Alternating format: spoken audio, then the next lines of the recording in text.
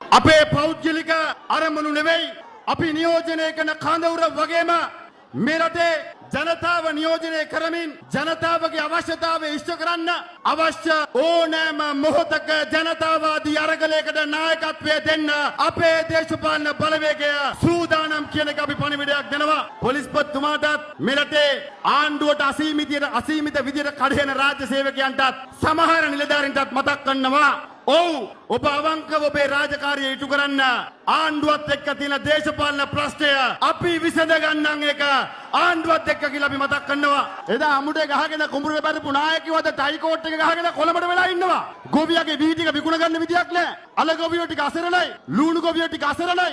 තක්කාලි ගොවිය අසරණයි. වට්ටක්ක ගොවිය අසරණයි. ආණ්ඩුවට එළවලු ගොවියෝ ටික අසරණයි. ආණ්ඩුවේ පොහොර සානාතර ඉල්ලුවා මොකද්ද කියන්නේ? ගිහිලා පොහොර ගහ ගන්න පස්සේ දෙන්නම් කියනවා. ඕක ආණ්ඩුවෙන් අහ ගන්න ඕනේද පොහොර ගහ ගන්න ඕනේ කියලා අපි දන්නවා. එහෙනම් අපි ආණ්ඩුවට කියන්නේ කරුණාකරලා ගොවියට අත තියන්න ලෑස්ති වෙන්න එපා.